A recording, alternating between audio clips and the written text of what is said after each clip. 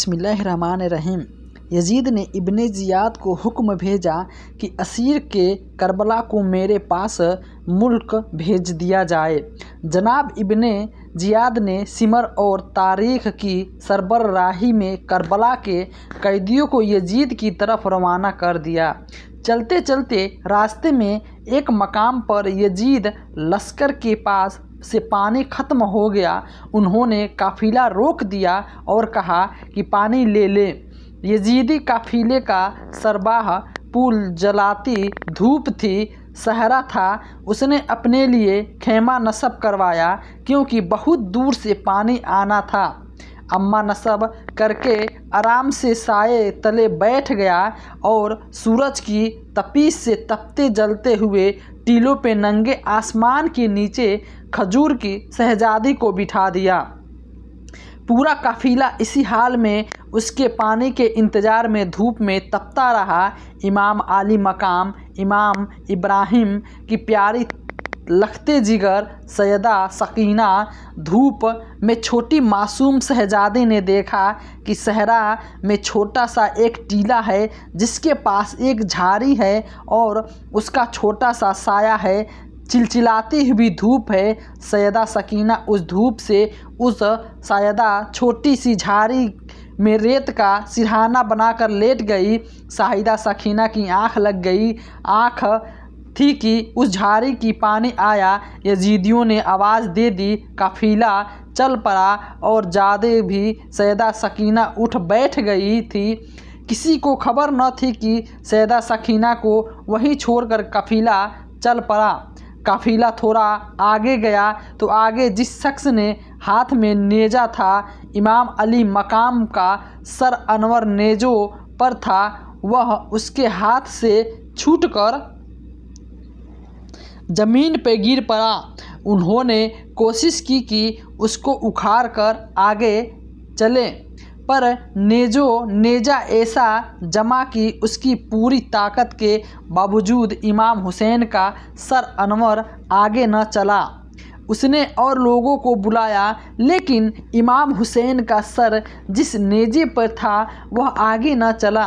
वह परेशान हो गए और वह सैयदना इमाम जैनुल आबदीन के पास गए और कहा कि क्या माजरा है, आपके बाबा का सर अनवर आगे नहीं चलता। उनकी आंखें अब दीदा हो गई है। वो अपनी फूफी सैयदा ज़ैनब के पास आए। कहा कि फूफी जान, आप ज़रा ऊँटों के जाओं में अपने शहजादों और शहजादियों को गिन लें। लगता है बाबा जान का कोई शहजादा या शहजादी रह गई है जिसकी वजह से बाबा जान का सर अनवर आगे नहीं बढ़ रहा। नेजा गर गया है।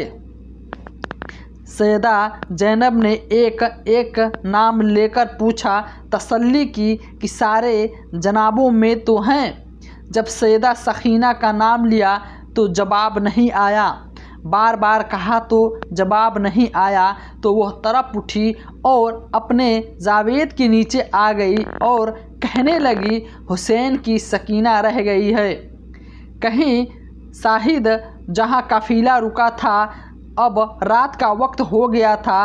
रात के अंधेरे में दौड़ती दौड़ती पीछे पहुंची तो अंधेरे में देखा कि कोई नकाब पोश खातून है और सैयदा सकीना को गोद में लेकर बैठी है और उसको चूमती है और सैयदा सकीना उस नकाब पोश औरत की गोद में मीठी मीठी जुबान में करबला की कहानी सुना रही है, जैसे बच्चे कहानी सुनते हैं और सुनाते हैं। यह कहानी सुना रही थी कि हमारे साथ ऐसा हुआ, फिर बच्चा के साथ यह हुआ, फिर भाई के साथ यह हुआ। यह करबला की कहानी सुना रही थी और वह नकाब पोश खातून सुनती थी और चूमती भी है और रोती भी है। इतने में सैयदा ज़ैनब करीब पहुंची और खड़े होकर आवाज़ देती है, नकाब पोश खातून, अल्लाह आपका भला करे, आपने हमारी बेटी को संभाल लिया, हम पर बड़ा एहसान किया है, अल्लाह आपको अजर दे। बताएं तो सही कि आप कौन हैं, आप एहसान करने वाली। उन्होंने चेहरे से नकाब पलटा और फरमाया, ज़ैनब भूल गई हो, तुम्हारी माँ फ़ातिमा। हुसैन के लखते जिगर हुसैन के सीने पे सोने वाली सकीना तन्हा रह गई थी। काफिला चल पड़ा था तो मैं उनको तन्हा देखकर कब्र न रह सकी और मैंने चाहा कि मैं जाकर सकीना को संभाल लूँ। यह रूह थी, मुझे भी थी। सैयदना कायनात की रूहो हकीकत मुझे पसंद थी। तन्हाई में सकीना को संभालना दिया और उसको साथ लिया। वह तो चुके रूहानी और एक आदम थी। रुखसत हो गई। सैयदा सकीना को लेकर जाते में रखा और चल पड़ी। और इस तरह हमल के रास्ते से होते हुए वो हमस के रास्ते होते हुए जिस रास्ते से गुजरते थे, बस वक्तों का वहाँ इस्तकबाल की तैयारियाँ कर रखी थी। वहाँ सदियों और बाजे बजते थे और यजीद की फतह के जश्न मनाए जा रहे थे। और फतह यजीद के जश्न की समा में हुजूर की शहजादी को कैद बनाकर काफिला गुजर रहा था।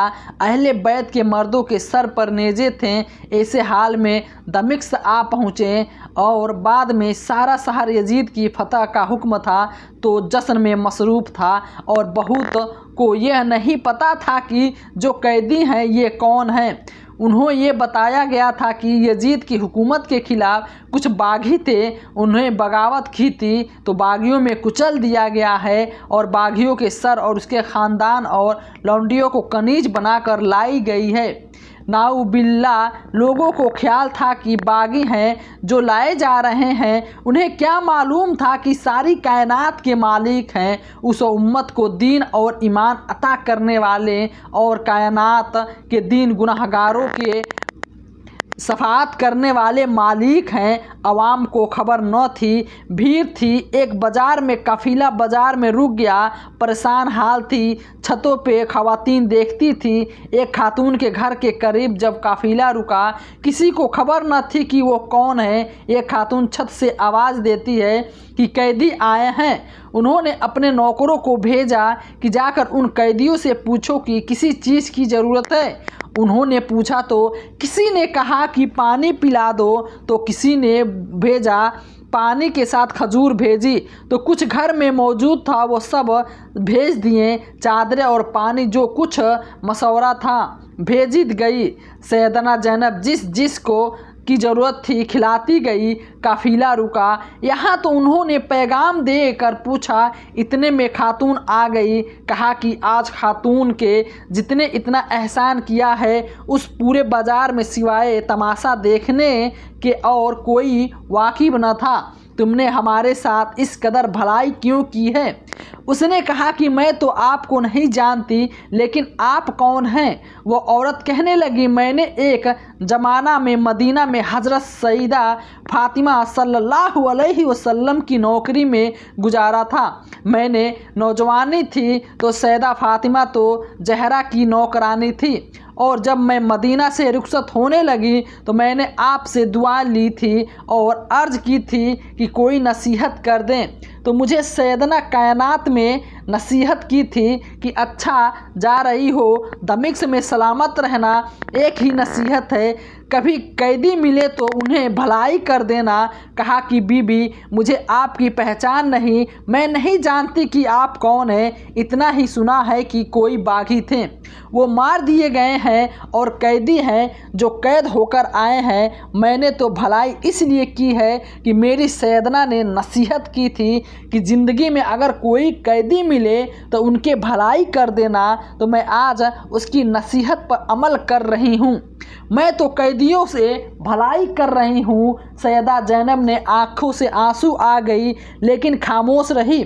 आपने जवाब में कहा कि अच्छा बीबी, तूने कैदियों की भलाई की है, कैदियों पे एहसान किया है। बता हम कैदी लोग तेरी भलाई का बदला कैसे दे सकते हैं?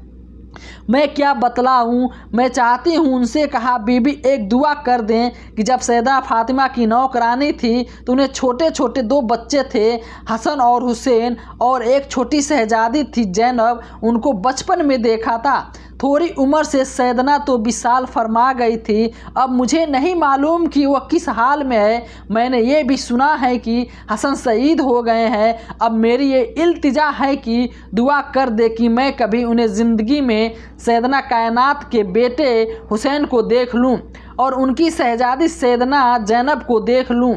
मेरी इनसे मुलाकात हो जाए, ये दुआ कर दें और यह दुआ कबूल हो जाए। यह काफ़िला जब दरवाज़े यजीद पे पहुंचा, वहां बहुत से दिल खराश कायनात पेश आए। अहले बैत के उस काफ़िले को कैदी बना दिया गया। इमाम अली मकाम के सराय अनवर को अलग, जनाब जैनुल आबदीन को अलग और खानिद अहले बैत को एक जगह से शोबा करबला के एक तरफ रख दिया गया। इस तरह कुछ वक्त गुजरने के बाद कुछ ऐसे वाक़यात हुए कि उन्हें महसूस किया गया कि अहले बैत के काफ़िले को यहाँ रखना मुनासिब नहीं। उनकी हुकूमत के खिलाफ कोई बड़ी बगावत का पेश है, माँ साबित हो सकता है। उनका क़यामत के फैसला किया, उन्होंने वापस मदीना भेज दिया जाए। इमाम जैनुल आबदीन को कहा कि सारे काफ़िले को जमा कर लिया जाए और उन्हें मदीना ले जाए। इमाम जैनुल आबदीन ने कहा कि हम जाते हैं, हमारी कुछ चीज़ें तुमने लूटी है वो वापस कर दो।